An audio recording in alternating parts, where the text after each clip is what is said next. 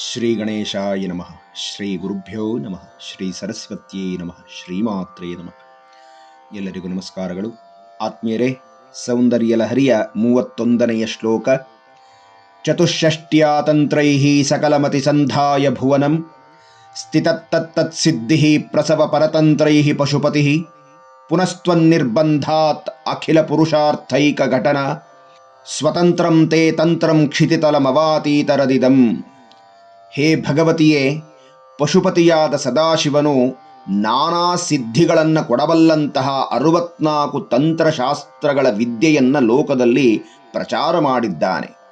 ಇಷ್ಟಾದರೂ ನಿನ್ನ ನಿರ್ಬಂಧದಿಂದಾಗಿ ಸಕಲ ಪುರುಷಾರ್ಥಗಳನ್ನು ಕೊಡಬಲ್ಲಂತಹ ಸಮರ್ಥವಾದ ಸ್ವತಂತ್ರವಾದ ಬ್ರಹ್ಮವಿದ್ಯಾ ಸ್ವರೂಪ ಅನಿಸಿದಂತಹ ಶ್ರೀವಿದ್ಯೆಯನ್ನು ಈ ಭೂಮಂಡಲದಲ್ಲಿ ಪ್ರಚಾರ ಮಾಡಿದ್ದಾನೆ ಅಂತ ಹೇಳಿ ಈ ಶ್ಲೋಕದಲ್ಲಿ ಆಚಾರ್ಯರು ಶ್ರೀಮಾತೆಯ 64 ತಂತ್ರಶಾಸ್ತ್ರಗಳು ಉತ್ತಮವಾದರೂ ಸಹ ಸ್ವತಂತ್ರವಾದ ಮಹಾವಿದ್ಯೆ ಅನಿಸಿದಂತಹ ಶ್ರೀವಿದ್ಯೆಯನ್ನು ಗುರುಸ್ವರೂಪನಾದ ದಕ್ಷಿಣಾಮೂರ್ತಿಯ ಮೂಲಕ ಜಗತ್ತಿನಲ್ಲಿ ಪ್ರಚಾರ ಮಾಡಿಸಿದಳು ಅಂತ ಹೇಳಿ ಆದೇಶವನ್ನು ಕೊಟ್ಟಿದ್ದಾರೆ.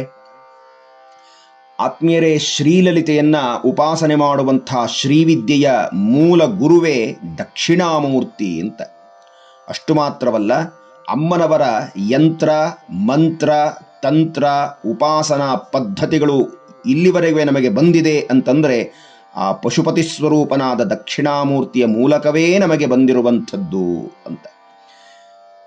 ಇನ್ನು ಈ ಶ್ಲೋಕದಲ್ಲಿ ಪ್ರಾರಂಭ ಮಾಡಿರುವಂಥದ್ದು ಚತುಷ್ಷಷ್ಟ್ಯಾ ತಂತ್ರೈಃ ಸಕಲಮತಿ ಸಂದಾಯ ಭುವನಂ. ಅಮ್ಮನ ಸಂಬಂಧವಾದಂಥ 64 ತಂತ್ರಗಳನ್ನು ಈ ಪಶುಪತಿ ಅನಿಸಿದಂಥ ದಕ್ಷಿಣಾಮೂರ್ತಿ ಸ್ವರೂಪನಾದಂಥ ಗುರುವು ಸಿದ್ಧಪಡಿಸಿ ಜಗತ್ತಿನಲ್ಲಿ ಪ್ರಚಾರ ಮಾಡಿದ. ಆ 64 ತಂತ್ರಗಳ ಉಪಾಸನೆಯು ತತ್ತತ್ ಸಿದ್ಧಿಃ ಪ್ರಸವ ಪರತಂತ್ರೈಃ ಪಶುಪತಿಃ. ಯಾವ ತಂತ್ರವನ್ನು ಆಧರಿಸಿ ನಾವು ಆರಾಧನೆ ಮಾಡಿದರೆ ಆಯಾ ತಂತ್ರಾರಾಧನೆಯ ಸಂಬಂಧವಾದ ಫಲವನ್ನು ಕೊಡುವಂಥ ಪದ್ಧತಿಯನ್ನೂ ಸಿದ್ಧ ಮಾಡಿದ ಪಶುಪತಿ ಆದಂಥ ದಕ್ಷಿಣಾಮೂರ್ತಿ. ಈ 64 ತಂತ್ರಗಳು ತನ್ನದೇ ಆದ ರೀತಿಯಲ್ಲಿ ಮಾನ್ಯತೆಯನ್ನು ಪಡೆದಿದೆ ನಿಜ. ಆದರೆ ಇದೆಲ್ಲವೂ ಸಹ ಕೇವಲ ಐಹಿಕವಾದಂಥ ಸ್ವಾರ್ಥಪರವಾದಂಥ ಫಲಗಳನ್ನು ಕೊಡುವಂಥದ್ದು. ಇದನ್ನು ಗಮನಿಸಿದಂಥ ಆ ಜಗದಂಬೆ ಪುನಃ ತ್ವನ್ನಿರ್ಬಂಧಾತ್ ಅಖಿಲ ಪುರುಷಾರ್ಥೈಕ ಘಟನಾ. ಈ ಎಲ್ಲ 64 ತಂತ್ರಶಾಸ್ತ್ರಗಳ ಹಿನ್ನೆಲೆಯಿಂದ ಕೂಡಿರುವಂಥ ಆರಾಧನೆಯು ಮೋಕ್ಷ ವಿದ್ಯೆಗೆ ಸಹಕಾರಿಯಾಗುವುದಿಲ್ಲ ಅಂತ ಹೇಳಿ ತಿಳಿದು ತನ್ನ ನಾಥನಾದಂಥ ಪಶುಪತಿಗೆ ಒತ್ತಾಯ ಮಾಡುತ್ತಾ ನಿರ್ಬಂಧಿಸಿ ಹೇಳಿದಳಂತೆ ದೇವ. ಭಕ್ತರು ಕೇವಲ ಈ 64 ತಂತ್ರಗಳನ್ನು ಆರಾಧನೆ ಮಾಡ್ತಾರೆ ಅಂದರೆ ಕರ್ಮಾಚರಣೆಯ ಹಿನ್ನೆಲೆಯಲ್ಲಿ ಮಾಡ್ತಾರೆ, ಭೋಗಾಸಕ್ತರಾಗಿ ಮಾಡ್ತಾರೆ, ಯಾವುದೋ ಐಹಿಕವಾದ ತುಚ್ಛ ಕಾಮನೆಗಳಿಗೋಸ್ಕರವಾಗಿ ಮಾಡ್ತಾರೆ. ಹೀಗಾಗಿ ಎಲ್ಲ ಕರ್ಮಾಚರಣೆಯಿಂದ ಕೂಡಿದಂಥ ಈ 64 ತಂತ್ರಗಳ ಆರಾಧನೆ ಕೇವಲ ಸ್ವಾರ್ಥಪರವಾದಂಥ ಭೋಗಗಳನ್ನು ಕೊಡುತ್ತೆಯೇ ಹೊರತು ಉತ್ತಮವಾದಂಥ ಚಿಂತನೆಯನ್ನು ಜ್ಞಾನವನ್ನು ಕೊಡೋದಿಲ್ಲ. ಚಿತ್ತಶುದ್ಧಿಯಾಗಲಿಕ್ಕೆ ಸಾಧ್ಯವಾಗುವುದು ಕಷ್ಟವಾಗಿರುತ್ತೆ. ಹೀಗಂದ ಮೇಲೆ ಅವರ ಮುಂದಿನ ಗತಿ ಏನು? ಅಂತಹ ಭಕ್ತರು, ಅಂತಹ ಮಾನವರು, ಅಂತಹ ಆರಾಧಕರು ಈ ಜನ್ಮ ಮರಣ ಅನ್ನುವಂಥ ಸಂಸಾರದಿಂದ ಉದ್ಧಾರವಾಗುವ ಬಗೆ ಹೇಗೆ? ಅವರು ಈ ಭವಬಂಧನದಿಂದ ಬಿಡುಗಡೆ ಹೊಂದಬೇಕು ಅಂದರೆ ಅವರಿಗೆ ಮೋಕ್ಷ ಜ್ಞಾನ ಬೇಕಲ್ಲ. ಆದ್ದರಿಂದ ಹೇ ಪಶುಪತಿಯಾದಂಥ ಪರಶಿವನೇ, ನಿಮ್ಮ ಹೆಸರೇ ಪಶುಪತಿ. ಪಶುಪತಿ ಅಂತಂದರೆ ಪಶುಗಳು ಅನಿಸಿದಂಥ ಸಮಸ್ತ ಜೀವರಾಶಿಗಳು ಕರ್ಮಪಾಶದಿಂದ ಬಿಡುಗಡೆಯಾಗಬೇಕಾದರೆ ಅವರು ಈ ಲೌಕಿಕವಾದ ವಿಷಯಾಸಕ್ತಿಯಿಂದ ದೂರವಾಗಬೇಕು, ಕರ್ಮಪಾಶದಿಂದ ಬಿಡುಗಡೆಯನ್ನು ಹೊಂದಬೇಕು. ಏಕೆಂದರೆ ಪಶುಗಳು ಅನ್ನುವಂಥ ಜೀವಿಗಳು ಕರ್ಮ ಅನ್ನುವ ಪಾಶದಿಂದ ಬಂಧಿತರಾಗಿರ್ತಾರೆ. ಹಾಗಾಗಿ ಅವರಿಗೆ ಪಶುಗಳು ಅನ್ನುವ ಹೆಸರು ಅಂತ. ಆದರೆ ನಿನಗೆ ಇದ್ಯಾವುದೇ ಪಾಶವಿಲ್ಲವಾದ್ದರಿಂದ ನೀನು ನನ್ನ ಭಕ್ತರನ್ನು ಅಥವಾ ನಿನ್ನ ಭಕ್ತರನ್ನು ಅಥವಾ ನಮ್ಮಿಬ್ಬರ ಭಕ್ತರನ್ನು ಕರ್ಮಪಾಶದಿಂದ ಬಿಡುಗಡೆಯಾಗುವಂಥ ಮಾರ್ಗವನ್ನೂ ಹೇಳಿಕೊಡಬೇಕಲ್ಲ. ಯಾವ ರೀತಿಯ ಆರಾಧನೆ, ಯಾವ ಜ್ಞಾನದ ಪಥವನ್ನು ಅನುಸರಿಸಿದರೆ ಅವರು ಬ್ರಹ್ಮವಿದ್ಯೆಯನ್ನು ಹೊಂದಬಹುದು, ಯಾವುದು ಬ್ರಹ್ಮವಿದ್ಯೆಗೆ ಸಹಕಾರಿಯಾಗತ್ತೆ, ಯಾವುದು ಮೋಕ್ಷಕ್ಕೆ ಸಾಧನವಾಗತ್ತೆ ಅನ್ನುವಂಥ ಒಂದು ವಿದ್ಯೆಯನ್ನು ನಾವು ನಮ್ಮ ಮಕ್ಕಳಾದಂಥ ಭಕ್ತರಿಗೆ ಹೇಳಬೇಕಲ್ಲ. ಆದ್ದರಿಂದ ದೇವ, ಮೋಕ್ಷಕ್ಕೆ ಸಾಧನೆಯನ್ನು ಕೊಡಬಲ್ಲಂಥ ಸುಂದರವಾದಂಥ ಒಂದು ಬ್ರಹ್ಮವಿದ್ಯೆಯನ್ನು ಭಕ್ತರಿಗಾಗಿ ಕೊಡಬೇಕು ಅಂದಾಗ ಶಿವ ಹೇಳ್ತಾನೆ, ದೇವಿ ಅಷ್ಟೊಂದು ಸುಲಭವೇ ಬ್ರಹ್ಮವಿದ್ಯೆಯನ್ನು ತಿಳಿಯಲು? ಬಹಳ ಕಷ್ಟವಲ್ಲವೇ ಅಂದಾಗ ಅಮ್ಮ ಹೇಳಲಂತೆ, ಹೌದು ಸ್ವಾಮಿ, ಅದು ಸುಲಭವಲ್ಲ, ನನಗೂ ಗೊತ್ತಿದೆ, ಅದು ಮಹಾ ಕಠಿಣ, ಕ್ಷುರಸ್ಯ ಧಾರ ಅಂತ ಹೇಳ್ತಾನೆ ಯಮ ಕಠೋಪನಿಷತ್ತಿನಲ್ಲಿ.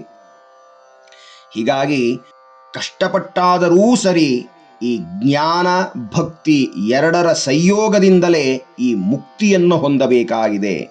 ಆದ್ದರಿಂದ ದಯಮಾಡಿ ನೀವು ಆ ಪಶುಗಳ ಪಾಶವನ್ನು ವಿಮೋಚನೆ ಮಾಡಬಹುದಾದಂಥ ಬ್ರಹ್ಮವಿದ್ಯಾ ಕ್ರಮವನ್ನು, ಮೋಕ್ಷ ಮಾರ್ಗಕ್ಕೆ ಸಹಕಾರಿಯಾಗುವ ಉಪಾಸನಾ ಮಾರ್ಗವನ್ನು ದಯಮಾಡಿ ತಿಳಿಸಿ ಅಂತ ನಿರ್ಬಂಧಿಸಿದಳಂತೆ ಜಗದಂಬೆ ಭಕ್ತರ ಮೇಲಿನ ಕರುಣೆಯಿಂದ, ವಾತ್ಸಲ್ಯದಿಂದ. ಇದನ್ನು ಕೇಳಿದಂಥ ಪರಶಿವ, ಮಹಾಗುರುವಾದಂಥ ದಕ್ಷಿಣಾಮೂರ್ತಿಯಾದಂಥ ಪರಮೇಶ್ವರನು, ಪಶುಪತಿಯು ಸ್ವತಂತ್ರವಾದ ವಿದ್ಯೆಯನ್ನು, ಬ್ರಹ್ಮವಿದ್ಯೆಯನ್ನು ಕೊಟ್ಟನು. ಸ್ವತಂತ್ರಂ ತೇ ತಂತ್ರಂ ಕ್ಷಿತಿತಲಮವಾತೀತರದಿದಂ. ಹಿಂದೆ ಹೇಳಿದ 64 ತಂತ್ರಗಳಲ್ಲಿ ಇದು ಒಂದು ಅಂತ ಯಾರೂ ಭಾವಿಸಬಾರದು. ಇದು ಪ್ರತ್ಯೇಕವಾದ, ವಿಶಿಷ್ಟವಾದ ವೈದಿಕ ಮಾರ್ಗವನ್ನು ಅನುಸರಿಸಿ ಮಾಡಿದಂಥ ಸ್ವತಂತ್ರವಾದ ಉಪಾಸನಾ ಪದ್ಧತಿ. ಶ್ರೀವಿದ್ಯೆಗೆ ಮೂಲ ಗುರುವಾದಂಥ ದಕ್ಷಿಣಾಮೂರ್ತಿ, ದಕ್ಷಿಣಾಮೂರ್ತಿ ಅಂದ್ರೇ ಜೀವ ಬ್ರಹ್ಮೈಕ್ಯ ಸ್ಥಿತಿಯನ್ನು ತಿಳಿಸುವಂಥ ಬ್ರಹ್ಮವಿದ್ಯಾ ಸ್ವರೂಪ, ಅವನು ಈ ವಿದ್ಯೆಯನ್ನು ಕೊಟ್ಟಿದ್ದಾನೆ ಅಂದ ಮೇಲೆ ಇದು ಬ್ರಹ್ಮವಿದ್ಯೆಯೇ. ಈಶಾನ ಸರ್ವವಿದ್ಯಾನಾಂ ಈಶ್ವರ ಸರ್ವಭೂತಾನಾಂ. ಹೀಗಾಗಿ ಅಂತಹ ಸರ್ವವಿದ್ಯಾ ಸ್ವರೂಪನಾದಂಥ ದಕ್ಷಿಣಾಮೂರ್ತಿ ಕೊಟ್ಟಿರುವಂಥ ಈ ಸ್ವತಂತ್ರ ವಿದ್ಯೆ ಜಗತ್ತಿನಲ್ಲಿ ವಿಸ್ತಾರವಾಯಿತು ಅಂತ ಹೇಳಿದ್ದಾರೆ. ಆತ್ಮೀಯರೇ, ನಾವು ಪ್ರಾರಂಭದಿಂದಲೂ ತಂತ್ರ ತಂತ್ರ ಅಂತ ಹೇಳ್ತಾ ಇದ್ದೇವೆ, ತಂತ್ರಶಾಸ್ತ್ರ ಅಂತ. ಏನದು ತಂತ್ರ ಅಂದರೆ ಅರ್ಥ ತಿಳಿಯಬೇಕಲ್ಲ. ತನ್ಯತೆ ವಿಸ್ತಾರ್ಯತೆ ಜ್ಞಾನಂ ಅನೇನೈತಿ ತಂತ್ರಂ ಅಂತ ಹೇಳಿದ್ದಾರೆ. ಅಂದರೆ ವೈದಿಕ ಮಾರ್ಗದಲ್ಲಿ ಪೂಜಾ ಪದ್ಧತಿಗಳನ್ನು, ವಿಧಿವಿಧಾನಗಳನ್ನು ಸಂಪ್ರದಾಯಬದ್ಧವಾಗಿ ಆಚರಿಸುವ ಒಂದು ಕ್ರಮಕ್ಕೆ ತಂತ್ರ ಅಂತ ಹೆಸರು. ಅದು ಬಿಟ್ಟು ಲೋಕದಲ್ಲಿ ಯಾರಾದರೂ ಕುಟಿಲ ಬುದ್ಧಿಯಿಂದ ಏನಾದರೂ ಒಂದು ಕೆಲಸ ಮಾಡಿದರೆ ನೋಡು ಅವನು ಒಂದು ತಂತ್ರ ಮಾಡದ ಅಂತ ಹೇಳ್ತಾರಲ್ಲ, ಅದನ್ನು ಇಲ್ಲಿ ಅನ್ವಯಿಸುವುದಲ್ಲ ಅಂತ. ಮತ್ತು ಇದರಲ್ಲೂ, ಈ ತಂತ್ರದಲ್ಲೂ ವೇದ ಸಮ್ಮತವಾದ ಒಂದು ಭಾಗ ಇದೆ, ಹಾಗೆ ವೇದಕ್ಕೆ ವಿರುದ್ಧವಾದ ಆರಾಧನಾ ಪದ್ಧತಿಯ ಕ್ರಮವೂ ಇದೆ. ಆದರೆ ತಿಳಿಯಬೇಕಾದ್ದೇನು ಅಂದರೆ ಶ್ರೀವಿದ್ಯೆಯು ಸಂಪೂರ್ಣವಾಗಿ ವೇದ ಸಮ್ಮತವಾದ ಉತ್ಗ್ರಂಥವೇ, ಸರ್ವೋಪನಿಷದುದ್ಘುಷ್ಟ ಶಾಂತ್ಯತೀತ ಕಲಾತ್ಮಿಕ ಅಂತ ಲಲಿತಾ ಸಹಸ್ರನಾಮದಲ್ಲಿ ಹೇಳ್ತಾರೆ. ಮತ್ತು ಈ ತಂತ್ರ ಅನ್ನುವುದಕ್ಕೆ ಇನ್ನೊಂದು ಅರ್ಥವನ್ನು ಹೇಳಿದ್ದಾರೆ. ತಂತ್ರಾಂತರ ಪಟಲ ಅನ್ನುವಂಥ ಗ್ರಂಥದಲ್ಲಿ ತನೋತಿ ವಿಪುಲಾನ್ ಅರ್ಥಾನ್ ತಂತ್ರ ಮಂತ್ರ ಸಮನ್ವಿತಾತ್ ತ್ರಾಣಂಚ ಕುರುತೆ ಯಸ್ಮಾತ್ ತಂತ್ರಮಿತ್ಯಭಿಧೀಯತೆ ಅಂತ ವಿವರಣೆಯನ್ನು ಕೊಟ್ಟಿದ್ದಾರೆ. ಅಂದರೆ ಯಾವ ಶಾಸ್ತ್ರ ನಾನಾ ಬಗೆಯ ತನ್ನಲ್ಲಿರುವ ವಾಚ್ಯಾರ್ಥವನ್ನು ಹಾಗೆ ಮಂತ್ರಾರ್ಥವನ್ನು ಹೇಳುತ್ತೋ, ತೋರಿಸುತ್ತೋ, ಮಾರ್ಗದರ್ಶನ ಮಾಡುತ್ತೋ, ಮತ್ತು ಯಾರು ಅದನ್ನು ಆಶ್ರಯಿಸಿ ಆರಾಧನೆ ಮಾಡುತ್ತಾರೋ ಅದು ಅವರನ್ನು ನಿರಂತರವಾಗಿ ರಕ್ಷಣೆ ಮಾಡುವಂಥದ್ದನ್ನು ತಂತ್ರ ಅಂತ ಹೇಳಿ ವಿವರಣೆಯನ್ನು ಕೊಟ್ಟಿದ್ದಾರೆ. ಇನ್ನು ಈ 64 ತಂತ್ರಶಾಸ್ತ್ರದ ವಿದ್ಯೆ ಅಂತ ಹೇಳಿದ್ದಾರಲ್ಲ, ಆ 64 ತಂತ್ರಶಾಸ್ತ್ರದ ವಿದ್ಯೆಯನ್ನು ಒಮ್ಮೆ ನಾವು ಸಹ ನೋಡೋಣ.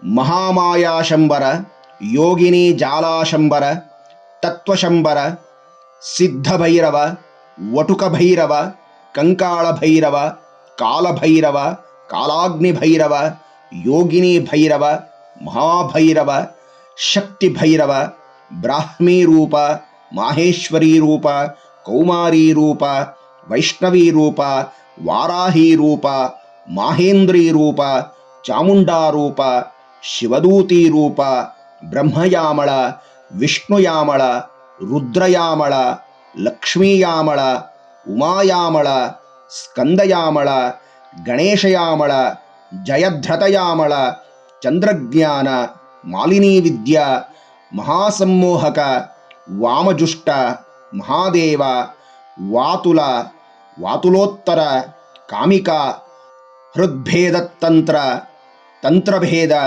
ಗುಹ್ಯತಂತ್ರ, ಕಲಾವಾದ, ಕಲಾಸಾರ, ಕುಂಡಿಕಾಮಾಲ, ಮತ್ತೋತ್ತರ, ವೀಣಾಖ್ಯ, ತ್ರೋಲತ, ತ್ರೋಲತೋತ್ತರ, ಪಂಚಾಮೃತ, ರೂಪಭೇದ, ಭೂತೋಡ್ಢಾರಮರ, ಕುಲಾಸಾರ, ಕುಲೋಡ್ಡೀಶ, ಕುಲಚೂಡಾಮಣಿ, ಸರ್ವಜ್ಞೋತ್ತರ, ಮಹಾಕಾಳಿಮತ, ಅರುಣೇಶ, ಮೋದಿನೀಶ, ವಿಕುಂಠೇಶ್ವರ, ಪೂರ್ವಾಮ್ನಾಯ, ಪಶ್ಚಿಮಾಮ್ನಾಯ, ದಕ್ಷಿಣಾಮ್ನಾಯ, ಉತ್ತರಾಮ್ನಾಯ, ನಿರುತ್ತರಾಮ್ನಾಯ, ವಿಮಲ, ವಿಮಲೋತ್ತರ, ದೇವೀಮತ.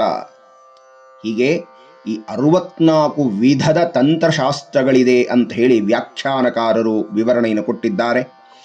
ಆತ್ಮೀಯರೇ, ಲಲಿತಾ ಸಹಸ್ರನಾಮದಲ್ಲಿ ಸ್ವತಂತ್ರ ಸರ್ವತಂತ್ರೇಶಿ ದಕ್ಷಿಣಾಮೂರ್ತಿ ರೂಪಿಣಿ ಸನಕಾದಿ ಸಮಾರಾಧ್ಯ ಶಿವಜ್ಞಾನ ಪ್ರದಾಯಿನಿ ಅನ್ನುವ ಈ ನಾಮಗಳ ಸರಣಿಯೇ ಈ ಶ್ಲೋಕದ ವಿವರಣೆಯಾಗಿದೆ. ಸ್ವತಂತ್ರ ಅಂದರೆ ಶ್ರೀವಿದ್ಯೆಯು ಸ್ವತಂತ್ರವಾದ ಬ್ರಹ್ಮವಿದ್ಯೆ. ತಂತ್ರೇಶಿ, ಈ 64 ತಂತ್ರಗಳ ಮೂಲಕ ಆರಾಧಿಸಲ್ಪಡುವವಳು ಅವಳೇ. ಆದರೂ ಇದಕ್ಕೆಲ್ಲಕ್ಕೂ ಅತೀತವಾಗಿ ಅವಳು ದಕ್ಷಿಣಾಮೂರ್ತಿ ಸ್ವರೂಪಿಣಿಯಾದ್ದರಿಂದ, ಆತ್ಮವಿದ್ಯಾ ಸ್ವರೂಪಳಾದ್ದರಿಂದ ಈ ಸ್ವತಂತ್ರ ಅನ್ನುವಂತಹ ಶ್ರೀವಿದ್ಯೆಯನ್ನು ಸನಕಾದಿಗಳೂ ಆರಾಧನೆಯನ್ನು ಮಾಡಿ ಶಿವಜ್ಞಾನವನ್ನು ಹೊಂದಿದರು ಅನ್ನುವಂಥ ಚಿಂತನೆಯನ್ನು ಹೇಳಿದ್ದಾರೆ. ಆತ್ಮೀಯರೇ, ಮುಂದಿನ ಉಪನ್ಯಾಸದಲ್ಲಿ ಮುಂದಿನ ಶ್ಲೋಕವನ್ನು ಚಿಂತನೆಯನ್ನು ನಡೆಸೋಣ. ಎಲ್ಲರಿಗೂ ವಂದನೆಗಳು. ನಮಸ್ಕಾರ.